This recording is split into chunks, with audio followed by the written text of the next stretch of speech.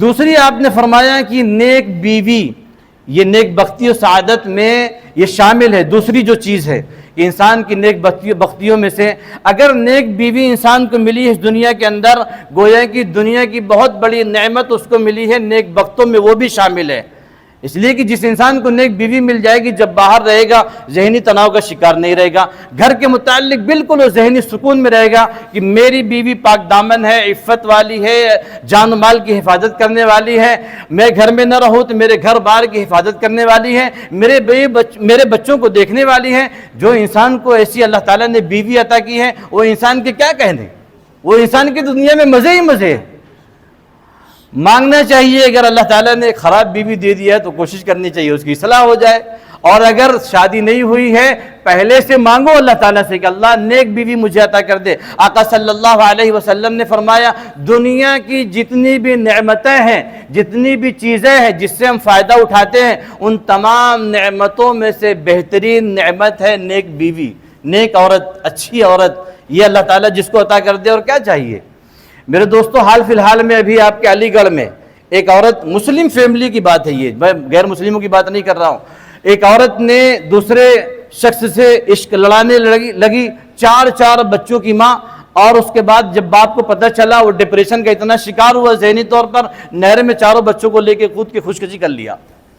پنجاب کے اندر ایک نوجوان لڑکا کام کرتا تھا، دہلی سائیڈ کا واقعہ ہے، وہ 2 بچوں کی ماں اپنے بچوں کو زہر دے دیا اور عاشق کے ساتھ فرار ہو گئی۔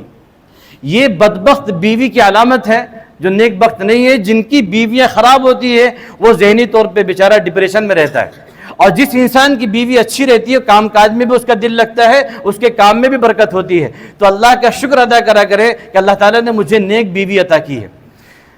نیک بیوی کہتا ہے کہ مطلب یہ ہے کہ آپ جمعے کی نماز کے بعد یہ نہ کہنے جانے لگے کہ بیوی سے، ارے آج تو امام صاحب بتا رہے تھے کہ نیک بیوی بہت بڑی اللہ تعالیٰ کی نعمت ہے، تو نیک ہے ہی نہیں، تو نیک ہے ہی نہیں، تیرے ماں باپ نے پتہ نہیں کیا دیکھ کے مجھے پہنا دیا تھا، تو سمجھ لو کہ ماری مارا ہونے سے پڑوسی لوگ ہی بچائیں گے، امام صاحب نہیں بچانے آئیں گے۔ تو کبھی بھی ہونا چاہیے کہ بیوی کی تعریف بھی کریں۔ ماشاءاللہ بہت، دیکھو ایک چیز میں بتاؤں آپ کو، بہت سارے ایسے دیندار ملیں گے آپ کو، بہت سارے ایسے جو نماز و روزے کی پابند ہوتے ہیں، ہمارے پاس تو ایسے لوگ آتے رہتے ہیں، وہ یہ کہتے ہیں کہ میری بیوی نماز نہیں پڑھتی، میری بیوی روزے نہیں رکھتی۔ بھائی آپ کے ساتھ میں اور معاملات اس کے اچھے ہیں نا، آپ کے ساتھ آپ کی عزت کی حفاظت کرتی ہے، آپ کی جان کی حفاظت، مال کی حفاظت کرتی ہے، آپ کی بچوں کی دیکھ بھال کرتی ہے۔ اگر یہ کرتی ہے تو واقعتاً 75% وہ نیک ہے، 75% اس کا اور اللہ کا معاملہ ہے۔ اس میں آپ صرف سمجھا سکتے ہیں اس کو، آپ اس کو ہدایت نہیں دے سکتے، ہدایت تو دینے والی اللہ کی ذات ہے، آپ اس کو نصیحت کر سکتے ہیں۔ آقا صلی اللہ علیہ وسلم کے فرمودات کے متعلق، قرآن کے متعلق، عذاب کے متعلق، جہنم کے متعلق اس کے دل میں ڈر و خوف پیدا کر سکتے ہیں۔ باقی اس کے اوپر یہ زبردستی نماز نہیں پڑھ رہی ہے، نماز کا وقت نکلے جا رہا ہے، بے شرم ہے تو، اس طریقے سے چلانا چیخنا، یہ آپ کی بدبختی کی علامت، آپ نیک بخت نہیں ہے۔ پھر تو سب سے پہلے آپ کو بھی نیک بخت بننا پڑے گا، تبھی آپ کو نیک بخت بیوی ملے گی۔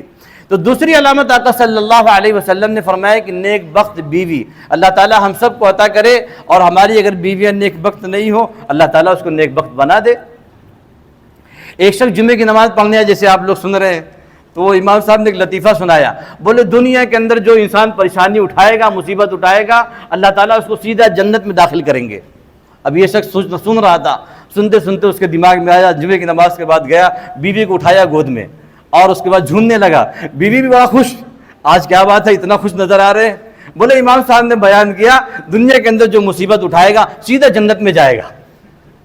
تو بولے کم بخت، میں تجھے مصیبت دکھ رہی ہوں، میں پریشانی دکھ رہی ہوں تجھے۔ تو بہرحال یہ تو لطیفے کی بات ہوگی۔ تو دعا کرنا چاہیے کہ اللہ تعالی ہماری بیویوں کو نیک بخت بنائے۔